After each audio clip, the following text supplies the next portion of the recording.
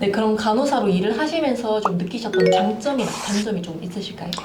네, 여러 가지가 있는데요. 뭐 단점을 먼저 좀 말씀을 드리면은 간호사가 정말 인력이 부족해요. 요즘에 호주에 막 워킹홀리데이도 많이 오고 뭐 한다고 해서 잡이 없다 이런 뉴스도 많이 보고 했었는데 간호사는 완전 반대예요. 지금 제가 일하는 타운즈빌 대학병원 외회가 아닙니다. 모든 병동에서 간호사가 없어서 기존 직원들이 좀 고생을 많이 하죠. 만약에 누가 병가를 내고 해서 직원이 부족한데 그걸 채워줄 간호사가 없을 경우에 기존 간호사들이 조금 더 많은 업무를 분담해서 해야 되기 때문에 그런 조금 애로사항이 있고요. 그리고 이제 감정적으로 소모되는 게 굉장히 많아요. 아무래도 아픈 분들을 대하고 아픈 분들은 좀 이제 아무래도 짜증도 좀 많고 조금 이제 요구사항도 많고 그럴 수 있기 때문에 내가 환자한테 짜증을 낼 수는 없잖아요, 간호사로서. 네. 그래서 항상 이제 웃으면서 친절하게 대해주고 하는 게 감정적인 소모가 굉장히 많은 그것 때문에 번아웃도 굉장히 많이 겪으세요, 간호사분들이.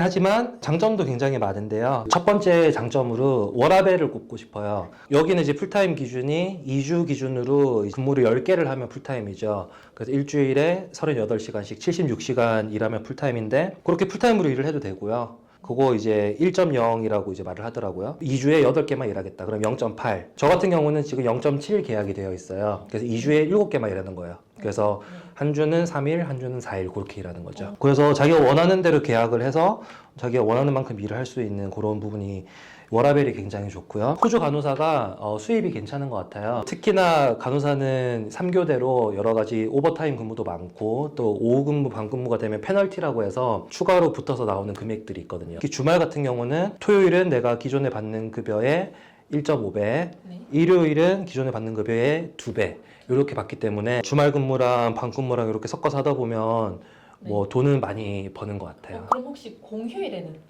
공휴일에는 2.5배를 받습니다. 예를 들어서 신입 간호사의 경우 캐주얼 기준으로 50불 정도인데 그게 이제 평일 오전에 제일 적게 받을 때 최저시급이 50불이고요. 밤 근무를 하게 되면은 밤 근무가 한 8불 정도를 더 쳐주거든요. 네. 그래서 1시간 58불씩 받는 거죠. 주말을 하게 되면은 토요일은 그러니까 대략 75불 1시간에 일요일은 100불 공휴일을 하게 되면은 125불인가요?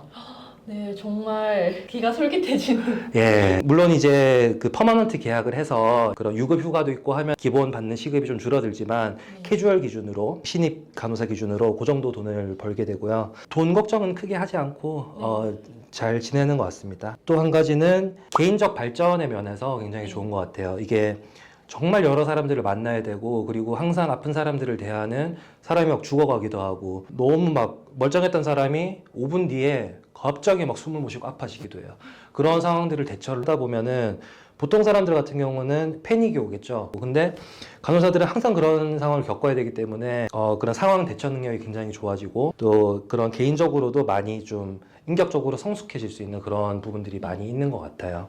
그리고 마지막으로 한국 간호사는 뭐 어느 정도로 대우받고 그런지 모르겠어요. 근데 호주 간호사는 굉장히 사회적으로 신뢰받는 직업이고 내가 어딜 가서도 나 간호사다 이러면은 호주에서는 정말 다들 오 하고 알아줘요. 의사 못지않게 다들 알아주는 그런 어떤 사회적으로 인정해주는 그런 분위기가 있어서 굉장히 좀 자존감도 높아지고 그런 게 좋은 것 같습니다. 그러면 궁휼님이 실제로 이제 일을 하시면서 기억에 남는 인상 깊은 이야기가 있으면 하나만 들려주세요. 굉장히 어려운 환자들이 많은데요. 환자들이 막 참 짜증도 많이 내고 화도 많이 내고 입에 담을 수 없는 정말 그런 게 참 많아요. 그래서 그런 전형적인 그런 환자 중에 한 분이었어요. 나이가 많으시고 치매기도 좀 있으시고 그런 환자분이었는데 너무 힘들게 하는 거예요. 그날 너무 이제 요구하는 것도 많고 간호사를 부를 수 있는 버저라고 있는데요. 누르면은 띵동해서 온 병동에 그 번호가 떠요. 그러면 바로 가서 대답을 해줘야 되거든요. 하루 종일 버저 누르면서 이거 해달라 저거 해달라 불평불만해. 근데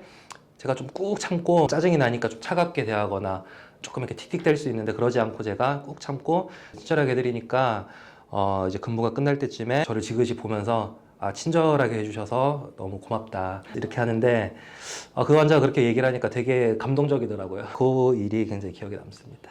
그러면 학교에서 배우셨던 이런 과목이나 내용들 중에 현장에서 진짜로 정말 도움이 되었던 부분이 좀 있으실까요? 제가 가장 실제 현장에서 도움이 많이 됐다라고 생각되는 부분은 아무래도 실습이었어요. 호주 간호학사는 총 800시간 실습을 하게 되는데요. 그 실습 과정에서 에이지 케어도 가고 병원도 이런저런 여러 가지 병동을 가기도 하고 응급실, 수술실 다양한 곳을 가게 되는데요. 실습을 가면서 어떻게 일을 하는지 보고 또 그 일을 도와주고 학생으로서 뭐 할 수 있는 게 많진 않지만 내가 할 수 있는 일들을 좀 도와주고 그렇게 하면서 배우는 것들이 굉장히 많아요. 또 실제 환자들하고 그렇게 상호작용하고 환자들을 돌보고 하면서 아, 간호사를 하면 내가 이런 걸 하게 되겠구나라는 거를 직접적으로 알 수 있는 그런 기회가 실습이었던 것 같고요. 그리고 또 한 가지는 이론적으로 배웠던 것 중에 제일 도움이 됐던 거라고 한다면 케이스 스터디였던 것 같아요. 이거는 뭐 케이스 스터디라는 과목이 있는 건 아니고 여러 과목에서 그런 케이스 스터디를 하게 되는데요. 이건 어떤 환자의 경우를 가지고 아, 이 환자가 뭐 이런 병이 있고 이런 지금 상태인데 이 환자를 내가 간호사로서 어떻게 케어해야 되느냐를 그런 상황을 가정해서 연극 같은 걸 하기도 하고 아니면은 에세이를 쓰기도 하고 그런 여러 가지 과제들이 있어요. 뭐 예를 들어 이 환자가 암 환자다라고 해서 항암 치료받고 뭐 그냥 끝이 아니고 그 환자에 대해서 간호사로서 고려해야 될 점들이 정말로 많아요.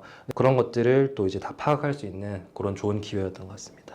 그럼 이제 긍휼님께서는 앞으로 간호사로서 계획하고 계시는 커리어 방향이 있다면? 저는 지금 메디컬 병동에서 일을 하고 있는데요. 지금 기초적인 부분을 많이 배우고 있고 간호사로서 역량을 갖춰가고 있는데 앞으로 한 1, 2년 정도는 일반 병동에서 더 일을 하고 싶어요. 그래서 좀 기초를 탄탄히 하고 제가 간호사로서 아, 내가 어딜 가도 기본적인 간호 업무는 내가 잘 해낼 수 있겠다라는 그런 자신감을 좀 쌓고 싶고요. 그리고 제가 최종적으로는 ICU라고 하죠. Intensive Care Unit, 중환자실이라고 하는데요. 중환자실 간호사가 되고 싶은 것이 저의 목표입니다. 정말로 이제 심각한 그런 환자들을 1대1로 돌보게 되거든요. 병동에서는 간호사 한 명에 4명을 돌봐요. 근데 ICU에서는 간호사 한 명당 환자 한 명을 붙어서 일해요. 그래서 그 환자 한 명을 돌보면서 그 환자에 대해서 깊이 있게 알 수 있는 그런 간호사가 되고 싶습니다. 그럼 이제 호주에서 간호학업을 고려하는 학생들에게 해주고 싶으신 조언이 좀 있으실까요? 제가 두 가지를 정말 꼭 강조를 하고 말씀을 드리고 싶은데요. 한 가지는 영어고요. 다른 한 가지는 적성입니다. 호주에서 무엇을 공부를 하든 마찬가지겠지만요. 여기 영어를 쓰는 국가이기 때문에 무엇을 하든 영어는 정말 중요하고 특히 간호를 한다 그러면은 간호사는 정말 근무 내내 동료들과 환자들과 대화하는 직업이에요. 이 영어가 되지 않는다면은 정말 할 수 없는 그런 직업이고, 그리고 영어가 안 되면 학교에서 공부할 때부터 정말 힘들어요. 영어로 이제 그 에세이를 써야 되는데 그 에세이를 쓰기 위해서 논문을 수십 개씩 막 읽어야 되거든요. 그래서 영어를 리딩, 리스닝, 스피킹, 라이팅 다 좀 자신 있게 영어가 준비가 잘 되었으면 좋겠고요. 그리고 또 한 가지는 적성인데요.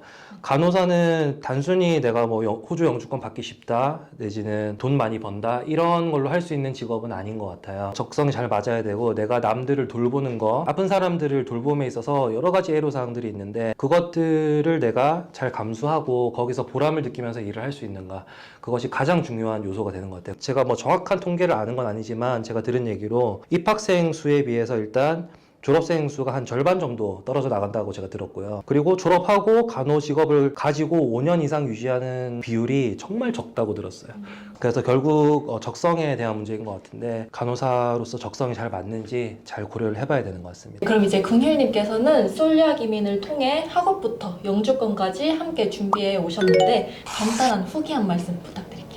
워킹홀리데이 처음 브리즈번 와가지고 간호 디플로마 과정부터 간호 학사 과정, 그리고 졸업하고 지금 졸업생 비자부터 지금 또 영주권을 이번에 들어가서 기술 심사랑 그런 것들을 시작을 했는데요. 모든 과정을 솔 유학 이민과 그렇게 함께 해왔는데 항상 느낀 점은 너무 친절하시고 모든 직원분들이, 그리고 일 처리가 참 깔끔하다라고 느꼈어요. 뭐 군더더기 없고 불필요한 그런 거 없고 또 믿을 수 있고 그렇게 일 처리를 잘 해주시고 많이 신경을 잘 써주셔서 참 감사했습니다. 네, 오늘 QUT 브리즈번 켈빈 그로브 캠퍼스에서 간호학사 학업을 마치시고 레지스터드 널스로 일하고 계신 최긍휼님과 함께 이야기 나눠보았고요. 앞으로 호주 간호과정 학업과 이후 비자 상담을 희망하신다면 솔 유학 이민으로 연락주세요. 오늘 참여해주셔서 감사합니다. 네, 감사합니다. 네.